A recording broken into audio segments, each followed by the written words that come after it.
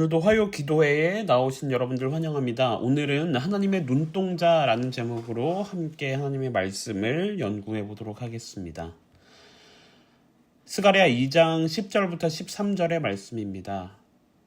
여호와의 말씀에 시온에 따라 노래하고 기뻐하라. 이는 내가 임하여 내 가운데 거할 것임이니라. 그날에 많은 나라가 여호와께 속하여 내 백성이 될 것이요 나는 내 가운데 거하리라. 내가 만군의 여호와께서 나를 내게 보내신 줄 알리라. 여호와께서 장차 유다를 취하여 거룩한 땅에서 자기 소유를 삼으시고 다시 예루살렘을 택하시리니 무릇 혈기 있는 자들이 여호와 앞에서 잠잠할 것은 여호와께서 그 성소에서 일어나심이니라 하라 하더라. 오늘부터 스가랴서를 함께 연구해 보도록 하겠습니다. 스가랴서는 2장부터 저희가 함께 살펴볼 건데요. 스가랴서 2장 1절에 보게 되면 갑자기 청량줄이 나오기 시작합니다. 예루살렘을 청량한다는 이야기가 나오거든요.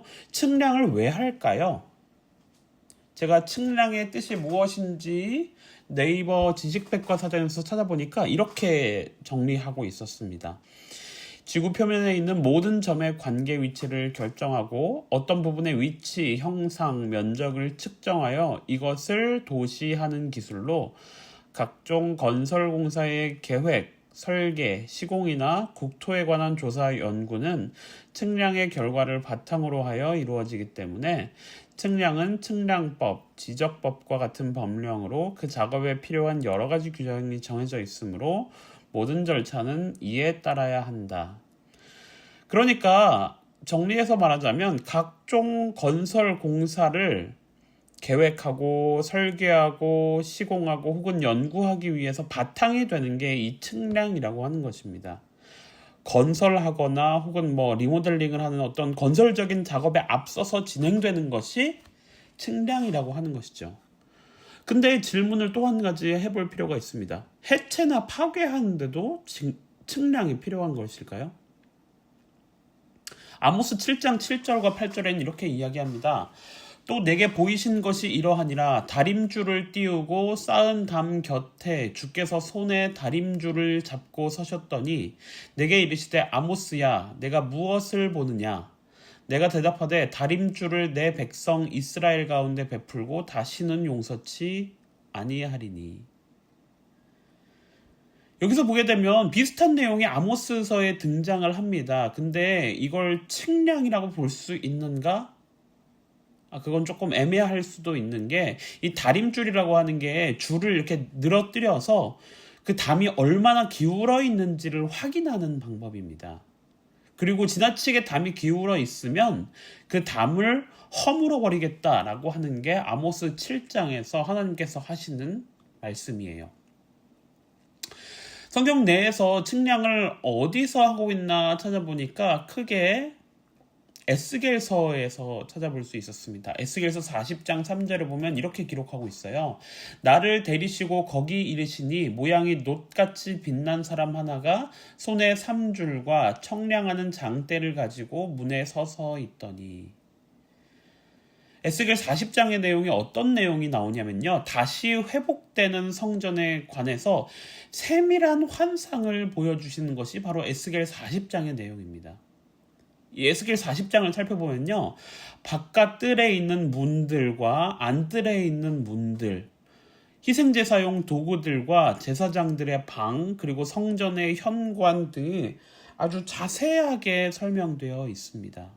그러니까 다시 세워질 성전에 대한 자세한 설명들이 여기 있는 것이죠.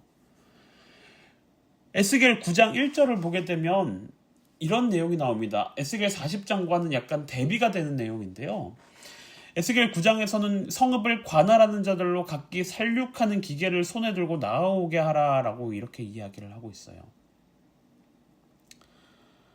에스겔 40장에 나오는 이 3줄과 청량하는 장대는 둘 다 길이와 높이를 잴 때 쓰이는 도구였습니다. 에스겔 9장과 아주 대비가 되는 물건이죠. 그러니까 이것은 파괴하는 게 아니라 오히려 건설적이고 생산적이고 긍정적인 의미로서 이 3줄 그리고 청량하는 장대가 나온다는 것을 알 수 있습니다. 결국에 측량을 한다는 것은 무엇을 이야기하냐? 다시 세운다라는 의미를 이야기하고 있는 거예요. 계시록 11장 1절에도 보면 이렇게 기록되어 있습니다. 또 내게 지팡이 같은 갈대를 주며 말하기를 일어나서 하나님의 성전과 제단과 그 안에 경배하는 자들을 청량하되. 우리가 이 상황을 잘 이해하실 것입니다. 예언 연구를 많이 하셨으니까 아실 것인데 계시록 10장에 보게 되면 무엇이 나오죠? 작은 책이 나옵니다. 천사가 나타나서 작은 책을 넘겨주니까 그것을 먹으라 그래서 먹었는데 어때요? 입에는 달았지만 배에서 썼다라고 그렇게 이야기를 합니다.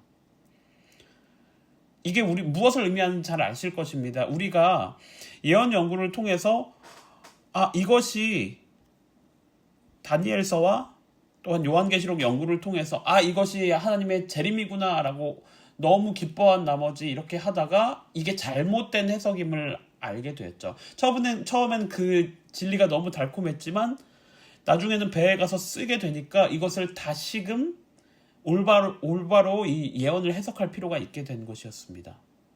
그래서 계시록 11장을 살펴보니까 갑자기 하나님의 성전과 제단과 그 안에 경배하는 자들을 청량하라고 하는 거예요. 왜 갑자기 성소의 이야기를 들먹이는 걸까라는 의문을 가질 수도 있습니다만 우리가 기존에 주어진 배에서 썼던 그 예언을 올바로 해석하기 위해서는 우리가 하나님의 성전을 분명히 알 필요가 있었다라고 하는 것이죠. 성소를 측량한다는 것은 뭐냐면요. 성소를 연구하고 그로 인해서 새로운 진리를 발견하는 일을 말합니다. 그래서 하이람 에디슨이 계시를 통해서 하늘에 성소가 있는 것을 발견하고 그때부터 하늘 성소의 기별을 열심히 연구합니다. 그리고 그 하늘 성소 기별을 통해서 이 모든 것들이 해설되고 설명되기 시작하는 것이죠. 성경에서는 언제나 그렇습니다. 측량이 시작되면 그에 관련된 발전과 건설적인 결과가 차례차례 이어져서 나오는 것을 볼 수가 있어요. 여기서도 마찬가지입니다. 예루살렘을 청량해서 그 장광을 보고자 했던 것은 뭐였냐면요. 분명하게 새로운 건설, 새로운 어떠한 시대를 여는 것, 쇄신하는 것, 생산적인 의미로서 쓰여졌을 것으로 우리는 이해할 수 있는 겁니다. 스가랴 1장에도 이에 대해서 분명하게 언급하고 있어요. 스가랴 1장 16절에 이렇게 기록되어 있거든요. 그러므로 여호와가 이처럼 말하노라. 내가 긍휼히 여김으로 예루살렘에 돌아왔은즉 내 집이 그 가운데 건축되리니 예루살렘 위에 먹줄이 치어지리라. 나 만군의 여호와의 말이니라 하셨다 하라. 그러니까 하나님께서는 이스라엘 위에 무엇인가 생산적이고 건설적인 것을 할 것이다 라는 것을 이미 스가랴 1장에서도 말씀으로 주시고 2장에서 측량하는 행위를 통해서 알려주고 계시는 겁니다. 그리고 이것은 단순하게 잠깐 무언가를 해주는 게 아니라 백성들의 오랜 염원이었던 완전한 회복을 약속하시는 것이었어요. 그렇다면 그것을 어떻게 할 것인가, 측량을 어떻게 할 것인가가 이어지는 말씀에 나옵니다. 스가랴 2장 4절에 보게 되면 이런 말씀이 나옵니다. 이르되 너는 달려가서 그 소년에게 고하여 이르기를 예루살렘에 사람이 거하리니 그 가운데 사람과 육축이 많으므로 그것이 성곽 없는 촌락과 같으리라. 왜 측량을 시킨 소년에게 갑자기 달려가서 어떤 이야기를 전하도록 할까요? 보통 이러한 상황에서 측량하는데 뭔가를 급하게 전한다라고 하는 것은 가져야 할 자세라던가 방법을 전할 때 급하게 따라가서 전하는 것이 보통일 것입니다. 이 스가랴서를 보게 되면 예루살렘의 미래를 예언하고 있거든요. 사실 사람이 무언가를 한다는 것은 완벽할 수 없는 일입니다. 그렇기 때문에 사람이 아무리 엄밀하게 무언가를 조사하고 그리고 엄밀하게 예측한다 한들 그것이 어떻게 변할지까지는 전혀 예측할 수 없어요. 하지만 스가랴 2장 4절에서는 이 미래형을 써서 앞으로 어떻게 될 것인가까지도 이야기를 하고 있습니다. 사실 인간에게는 한계가 있고 완벽하지 못하기 때문에, 인간은 유한한 존재이기 때문에 섣부른 측량은 그들의 한계를 딛는 일이 될 수도 있는 것이죠. 그리고 여기서 보게 되면 성곽 없는 촌락이라는 표현이 등장을 합니다. 왠지 성곽이 없는 촌락이기 때문에 백성들과 가축들이 보호받지 못하는 것 같은 느낌이 여기 보여요. 하지만 여기서 성곽 없는 촌락이라고 하는 것은 보호받지 못한다는 어떠한 부정적인 의미로 쓰인 게 아닙니다. 좀 더 쉬운 성경을 통해서 살펴보기 위해 우리말 성경을 찾아보면 이렇게 말하고 있어요. 예루살렘 안에 사람들과 가축들이 많아져서 예루살렘은 더 이상 성벽으로 둘러싸일 수 없는 넓은 지역이 될 것이다 라고 말합니다. 학사 에스라와 선지자 느헤미야는 이 예루살렘을 회복하고 되살리기 위해서 온갖 노력을 했던 사람이었어요. 특별히 예루살렘을 살리기 위해서 백성들을 다시 이주시키고 그곳에 사람들이 잘 살 수 있도록 여러 가지 많은 어떠한 재반시설을 갖추기 위해서 노력을 했습니다. 왜냐하면 예루살렘이 재건되고 성벽이 아무리 강건하게 쌓였다 한들 사람이 살아야 완전한 회복이라고 말할 수 있거든요. 근데 스가랴 2장 4절에서는 너무나 감사한 말씀이 이어집니다.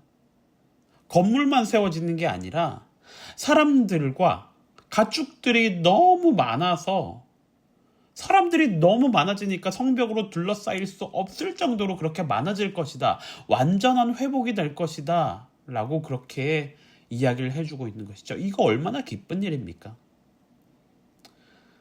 그럼에도 불구하고 그러면 문제가 생기지 않을까요? 성벽 외곽에 있는 사람들은 어떻게 해요? 사람들이 많아지고 그들이 기르는 가축들이 많아져서 이러한 성벽을 둘러쌀 수 없을 정도로 많아지는 건 기쁜 일인데 그 사람들은 어떻게 보호할 수 있겠습니까? 근데 이어진 말씀에는 그것이 필요 없다라고 이야기해요. 스가랴 2장 5절에는 말합니다. 여호와의 말씀에 내가 그 사면에서 불성곽이 되며 그 가운데서 영광이 되리라. 우리말 성경으로도 이렇게 말합니다. 나 여호와가 말한다.